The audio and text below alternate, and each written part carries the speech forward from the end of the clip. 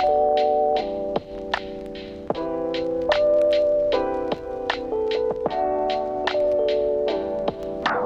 அடுத்து வந்து என்ன பார்க்க போகிறோம்னா மோட்டார் மவுண்டிங் பற்றி பார்க்க போகிறோம். ஸோ இந்த FPV மோட்டார்ஸ் வந்து எதில் வந்து ஃபிக்ஸ் பண்ணுவாங்க அப்படின்னு பார்த்தீங்கன்னா வந்து இந்த ஆர்ம்ஸில் தான் உங்களுக்கு ஃபிக்ஸ் பண்ணுவாங்க. அது வந்து M3 ஸ்க்ரூவால் வந்து உங்களுக்கு வந்து M3 ஸ்க்ரூவால் இதில் வந்து மவுண்ட் பண்ணி வச்சுருப்பாங்க. ஸோ இதில் தான் வந்து ஸ்க்ரூவை வந்து உங்கள் ஃப்ரேமில் வந்து ஃபிக்ஸ் பண்ணி வச்சுருப்பாங்க. ஸோ நீங்கள் வந்து கரெக்டாக நீங்கள் வந்து ஸ்க்ரூ பண்ணால் மட்டும்தான் உங்களுக்கு வந்து எந்த ஒரு டேமேஜாக இருக்காது. சில நேரம் உங்களுக்கு வந்து ஸ்க்ரூ வந்து இந்த வைண்டிங்கில் போய் ஸோ இந்த ஸ்க்ரூ வந்து நீங்கள் டைட் பண்ணும்போது சில ஸ்க்ரூ வந்து லென்த்தியாக இருக்கும். அது வந்து இந்த வைண்டிங்கில் போய் டேமேஜ் ஆகிட்டு இருக்கும். அந்த மாதிரி டேமேஜ் ஆனாலும் உங்களுக்கு வந்து பெர்ஃபார்மன்ஸ் டேமேஜ் ஆகும்.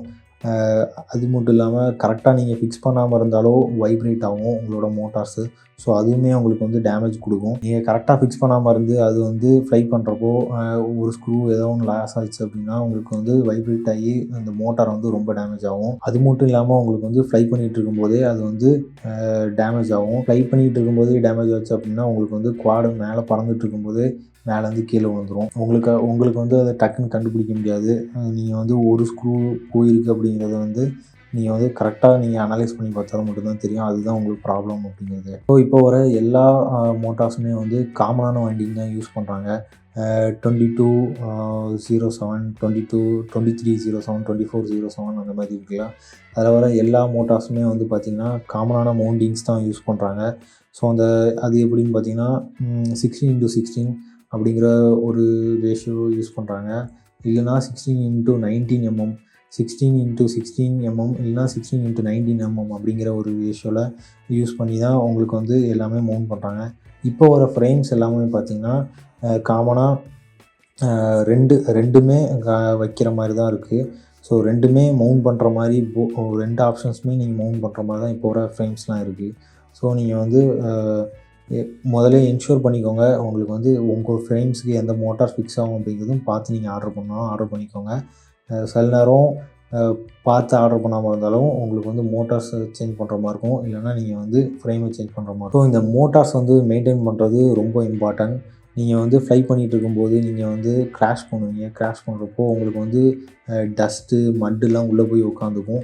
ஸோ அந்த மாதிரி உள்ளே போய் உட்காந்துக்கிட்டு அப்படின்னா உங்களுக்கு வந்து சுற்றுறப்போ வந்து டைட்டாக இருக்கும். அது மட்டும் இல்லாமல் உள்ளே இருக்க அந்த ஸ்டேட்டஸை வந்து டேமேஜ் பண்ணிருக்கும். அந்த சின்ன சின்ன ஸ்டோன்ஸு, அப்புறம் டீபர்ஸு, அதுக்கப்புறம் சின்ன சின்னதாக இருக்க டஸ்டர்ஸ்லாம் வந்து பார்த்திங்கன்னா உங்களோட பேரிங்ஸு அதுக்கெல்லாம் போய் ரொம்ப ஸ்டக் ஆகி போய் நிற்கும். ஸோ நீங்கள் சுற்றுறப்போ அப்படி பார்த்திங்கன்னா கொஞ்சம் டைட்டாக இருக்கும். அப்போது நீங்கள் வந்து உங்களோட மோட்டரோட பெர்ஃபார்மன்ஸும் அது வந்து டேமேஜ் பண்ணும். அது மட்டும் இல்லாமல் உங்களோட மோட்டரை வந்து ஓவர் ஹீட்டும் பண்ணும். ஸோ அதனால் நீங்கள் வந்து உங்களோட மோட்டரை வந்து ரொம்ப டஸ்டியாகவோ இல்லை ரொம்ப மட்டாக இருந்தாலோ நீங்கள் வந்து கண்டிப்பாக நீங்கள் இதை வந்து ரிமூவ் பண்ணி நீங்கள் வந்து க்ளீன் பண்ணணும். ஸோ அப்போ தான் வந்து உங்களோட மோட்டார் வந்து பெர்ஃபார்மன்ஸும் கரெக்டாக இருக்கும். அது மட்டும் இல்லாமல் உங்களுக்கு வந்து இந்த ஸ்டேட்டரோ இல்லைனா இந்த மேக்னெட்ஸோ வந்து டேமேஜ் ஆகாமல் கரெக்டாக இருக்கும். இதில் இருக்க பேரிங்ஸும் டேமேஜ் ஆச்சுனாலும் உங்களுக்கு வந்து மோட்டார் வந்து ரன் ஆகாது. ஸோ இந்த மோட்டாரை வந்து டேமேஜ் ஆகிடுச்சு அப்படின்னா நீங்கள் வந்து மோட்டாரை வந்து ரீப்ளேஸ்மெண்ட் பண்ணுற மாதிரி தான் இருக்கும். ஸோ வேறு ஒரு மோட்டார் வந்து வாங்கி வச்சுக்கோங்க. ஒரு மோட்டார் வந்து எக்ஸ்ட்ரா வாங்கி வைக்கிறதுனால தப்பு இல்லை. நீங்கள் வந்து கண்டிப்பாக வந்து ஹார்ட் கிராஷ் பண்ணுவீங்க. இல்லைனா வந்து உங்களோட மோட்டரை வந்து ஈஸியாக வந்து பேன் பண்ணுற மாதிரி ஃப்ளை பண்ணுவீங்க. அந்த மாதிரி இருந்தீங்கன்னா நீங்கள் வந்து எக்ஸ்ட்ரா ஒரு மோட்டார் வச்சுக்கிறது நல்லது. ஸோ நீங்கள் வந்து எக்ஸ்ட்ரா மோட்டார்ஸ் வச்சுருக்கனால அது வந்து உங்களுக்கு நல்லது தான். நீங்கள் வந்து ஃப்ளை பண்ணுறப்போ எதாவது டேமேஜ் ஆச்சுன்னா கூட உங்களுக்கு டென்ட் ஆகிட்டு இல்லைனா வந்து உங்களோட மோட்டர் வந்து பேர்ன் அவுட் ஆகிட்டு அப்படின்னா நீங்கள் வந்து வேறு ஒரு மோட்டார் சேஞ்ச் பண்ணிக்கலாம். ஸோ இந்த மோட்டார் அப்படிங்கிற டாப்பிக்லேயே லாஸ்ட் டாபிக் என்னென்னு பார்த்தீங்கன்னா மோட்டார் செலெக்ஷன். அதை பற்றி தான் பார்க்க போகிறோம். ஸோ இந்த மோட்டார் செலெக்ஷனில் என்னென்னு பார்த்தீங்கன்னா நீங்கள் வந்து உங்களோட ட்ரோனுக்கு எந்த மோட்டார் தேவை அப்படிங்கிறத நீங்கள் தான் செலக்ட் பண்ணணும்.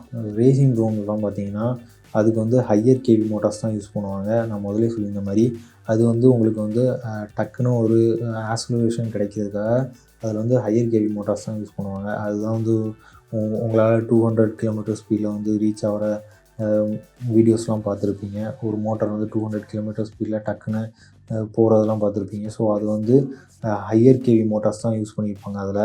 அப்போ தான் வந்து உங்களுக்கு டக்குன்னு ஒரு ஆக்ஸலரேஷன் கொடுத்து டக்குன்னு அது ஃப்ளை பண்ண முடியும். அதுதான் வந்து ரேஸ் ட்ரோன்ஸில் அதிகமாக யூஸ் பண்ணுவாங்க. அதே மாதிரி ஃப்ரீ ஸ்டைல் ட்ரோன்ஸில் என்னெல்லாம் யூஸ் பண்ணுவாங்கன்னு பார்த்தீங்கன்னா உங்களுக்கு வந்து லோவர் கேவி மோட்டார்ஸ் யூஸ் பண்ணுவாங்க. அது வந்து உங்களுக்கு வந்து ஈஸியான ஃப்ளை பண்ணுறப்போ நீங்கள் வந்து கம்ஃபர்டபுளாக அதை கண்ட்ரோல் பண்ணுறது மட்டும் இல்லாமல் அது வந்து உங்களோட த்ராட்டல் ரெஸ்பான்ஸுக்கும் கரெக்டான ரெஸ்பான்ஸ் பண்ணுறதுக்காக கொஞ்சம் லோவர் கேவி மோட்டார்ஸ் யூஸ் பண்ணியிருப்பாங்க. லாங் ரேஞ்ச் ட்ரோன்ஸ்லாம் பார்த்தீங்கன்னா உங்களுக்கு வந்து ரொம்ப லோவர் கேவி மோட்டார்ஸ் தான் யூஸ் பண்ணுவாங்க. 1300 அந்த மாதிரி ரேஞ்சில் உள்ள கேவி மோட்டார்ஸ் தான் யூஸ் பண்ணுவாங்க லாங் ரேஞ்ச் ட்ரோன்ஸ்லாம். ரொம்ப எஃபிஷியன்சியாகவும் இருக்கும். அது மட்டும் இல்லாமல் உங்களுக்கு வந்து ரொம்ப நேரம் ஃப்ளைட் டைமும் கொடுக்கும் அது. ஸோ இவ்வளோ தான் பார்த்தீங்கன்னா நீங்கள் பேசிக்காக FPV மோட்டார்ஸை பற்றி தெரிஞ்சுக்க வேண்டியது. நான் வந்து இந்த மோட்டாரை வந்து டியர் டவுன் பண்ணி போடுறேன். அதில் வந்து நான் இன்னும் உங்களுக்கு வந்து டீட்டெயிலாகவும் இன்னும் எக்ஸ்ப்ளனேஷனோடும் நான் அந்த மோட்டரை பற்றி எக்ஸ்பிளைன் பண்ணுறேன். உங்களுக்கு இந்த FPV மோட்டார்ஸில் இன்னும் என்னெல்லாம் இருக்குது, இதில் வந்து இன்னும் டியர் டவுன் பண்ணும்போது இன்னும் நான் உங்களுக்கு வந்து எக்ஸ்பிளைன் பண்ணி போகிறேன். இதில் வேறு என்னெல்லாம் தெரிஞ்சுக்க வேண்டி இருக்குது அப்படின்னு. நீங்கள் வந்து ட்ரோன் பில்ட் பண்ண போகிறீங்க அப்படின்னா உங்களோட ட்ரோன் பில்ட் வந்து எந்த பில்ட்டாக இருக்க போகுது அப்படின்னு பார்த்துக்கோங்க. நீங்கள் ரேசிங் ட்ரோன் பில்ட் பண்ணுறீங்கன்னா அதுக்கு தகுந்தாப்பில் உள்ள கேவி மோட்டார்ஸை சூஸ் பண்ணிக்கோங்க. அது மட்டும் இல்லாமல் நீங்கள் 5 inch குவாட்ரில்ஸ் தான் பில்ட் பண்ணுறீங்க அப்படின்னா அதுக்கு தகுந்தான 4S பில்ட் பண்ண போகிறீங்களா 6S பில்ட் பண்ண போகிறீங்களா அப்படிங்கிறத நீங்கள் திங்க் பண்ணி அதுக்கு தகுந்தாப்பில் உள்ள கேவி மோட்டார்ஸை வாங்கிக்கோங்க. அதே சினிவூஃப் நீங்கள் பில்ட் பண்ணுறீங்க 3 inch சினிவூஃபு அதெல்லாம் பில்ட் பண்ணுறீங்க அப்படின்னா அதுக்குன்னு உள்ள மோட்டார்ஸை நீங்கள் வந்து கேவியை வந்து கரெக்டாக சூஸ் பண்ணி பில்ட் பண்ணிக்கோங்க. மேக்ஸிமம் நீங்கள் மோட்டார்ஸ் சூஸ் பண்ணும்போது இதுக்கு முன்னாடி யாராவது வந்து பில்ட் பண்ணியிருப்பாங்கல்ல, ஸோ அதில் உள்ள மோட்டார்ஸ் என்னெல்லாம் இருக்குது அப்படிங்கிறத பார்த்து நீங்கள் அதில் வந்து சூஸ் பண்ணி பில்ட் பண்ணிக்கோங்க. நீங்களாக வந்து சூஸ் பண்ண போகிறீங்க. எக்ஸ்பீரியன்ஸ் பைலட்ஸ்லாம் வந்து அவங்களே வந்து சூஸ் பண்ணிப்பாங்க. அவங்களுக்கு தேவையான மோட்டார்ஸ் அவங்களுக்கு தேவையான பெர்ஃபார்மன்ஸை சூஸ் பண்ணிப்பாங்க. நீங்கள் பிகினராக இருந்தீங்க அப்படின்னா கண்டிப்பாக நீங்கள் வந்து அடுத்த ஒரு வீடியோவில் பார்த்து அதுலேருந்து ரெக்கமெண்டேஷன் எடுத்து அதுலேருந்து நீங்கள் பில்ட் பண்ணிக்கலாம்.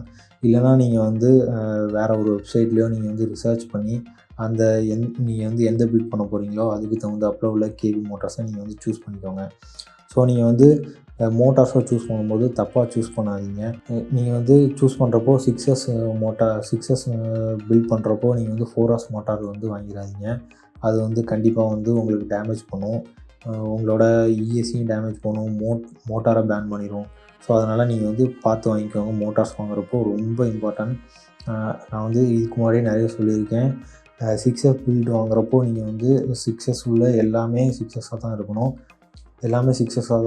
நீங்கள் வந்து 4S பில்ட் பண்ணுறப்போ 4S பில்ட் யூஸ் பண்ணக்கூடிய மிச்சத்தை கூட மிங்கிள் பண்ணிக்கலாம் 6S'ில். பட் நீங்கள் 6S'ில் உள்ள பில்ட்டில் உள்ள எல்லாமே 6S'ாக தான் இருக்கணும். அதை நீங்கள் வந்து மாற்றக்கூடாது. ஸோ நீங்கள் வந்து பார்த்து சூஸ் பண்ணிக்கோங்க. கரெக்டான மோட்டார்ஸை சூஸ் பண்ணுங்கள். தப்பான மோட்டார்ஸை சூஸ் பண்ணிடாதீங்க. அது மட்டும் இல்லாமல் உங்களுக்கு வந்து தேவையான கேவிஸை வந்து சூஸ் பண்ணிக்கோங்க. உங்கள் பில்டுக்கு என்ன கேவிஸ் தேவையோ அதை கரெக்டாக சூஸ் பண்ணி பில்ட் பண்ணிக்கோங்க. ஸோ பார்த்து நீங்கள் மோட்டார்ஸை வாங்கிக்கோங்க. இவ்வளோ தான் இந்த வீடியோவில். ஸோ நெக்ஸ்ட் வீடியோவில் பார்க்கலாம். பை.